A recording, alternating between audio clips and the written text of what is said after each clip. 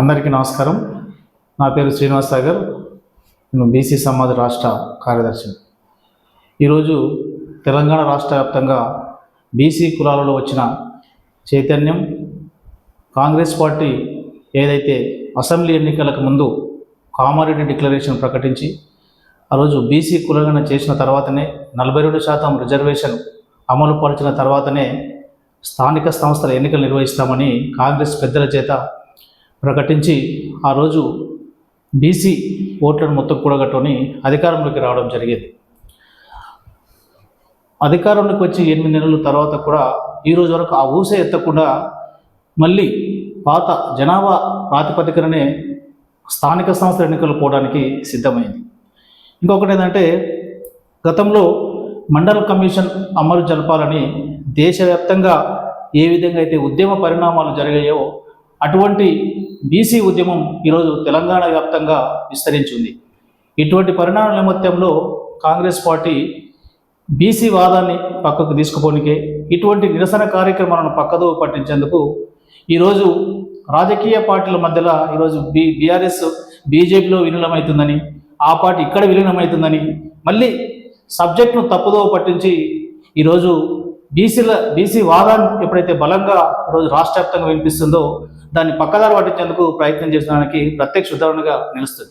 అటువంటివన్నీ పక్కకు పెట్టేసి మీరు చేయవలసిన ప్రధానమైనటువంటి ఏదైతే రాష్ట్రంలో ఈరోజు చర్చ జరుగుతుందో దాని మీద దృష్టి పెట్టకుండా ఈరోజు రకరకాల ప్రకటనలతో మీరు ముందుకెళ్తున్నారు. ఇది మంచి పరిణామం కాదని బీసీ సమాజ్ భావిస్తుంది. ప్రధానంగా ఏంటంటే, ఈరోజు లోకల్ బాడీస్లో మనందరం ఐక్యతతో ముందుకెళ్ళి ఒక బీసీ జేఏసీగా ఏర్పడి గ్రామాన అక్కడ ఉన్న కర్షకులు, రైతులు, ఉద్యోగులు, ఉపాధ్యాయులు అందరూ కలిసికట్టుగా కలిసి ఒక బీసీ జేఏసీగా ఏర్పడి మన హక్కుల కొరకు, మన స్థానిక సంస్థల్లో మన అధికారం కొరకు మనందరం ఇప్పుడు పనిచేసే సమయం ఆసన్నమైందని బీసీ సమాజ్ భావిస్తుంది.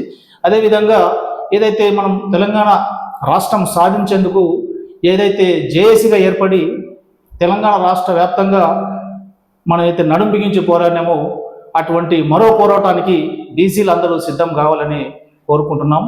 అదేవిధంగా ప్రతి గ్రామంలో కూడా ఎక్కడ బీసీలు అందరూ ఒక యువత మేల్కొని ఈరోజు ముందుకు పోల్సిన పరిస్థితి వచ్చింది. ఎందుకొరకంటే, వడ్డించేవాడు మనవాడైతే మనం ఏడ కూర్చున్నా కూడా మన కడుపు నిండే సందర్భం మనం గతం నుంచి చూస్తున్నాం.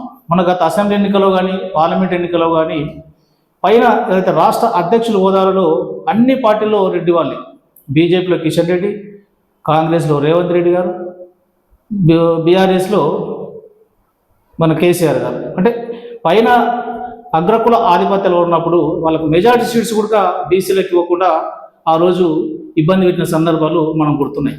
అదే కనుక మనం ఈ స్థానిక సంస్థల ఎన్నికల్లో మనం అందరం చైతన్యంతో ముందుకెళ్ళి మన ఓటు మనమే వేసుకుందాం అనే నిదానంతో ముందుకెళ్తే గ్రామ స్థాయి నుంచి ఎంపీటీసీ, జెడ్పీటీసీ స్థాయి వరకు మన బీసీలం అధికారంలో కూర్చుంటే భవిష్యత్తులో జరగబోయే ఎమ్మెల్యే ఎలక్షన్లో కానీ ఎంపీ ఎలక్షన్లో కానీ మనవాడు పైన ఉంటే మన హక్కులు మనకు సామాజికంగా, రాజకీయంగా, ఆర్థికంగా మనం ముందుకు వెళ్ళేందుకు అవకాశాలు ఉంటాయి. కాబట్టి ప్రతి ఒక్కరూ ఆలోచించి యువత ప్రత్యేకంగా మీరందరూ రోజు కనీసం ఒక 2-3 గంటలైనా ఈ ఈక్వేషన్లో మీరందరూ పనిచేస్తూ గ్రామాన మనకు రావాల్సిన హక్కుల గురించి, మనకు రావాల్సిన రాజకీయ ఫలాల గురించి మనందరం కొట్లాడే సమయం మనకు ఆసన్నమైంది.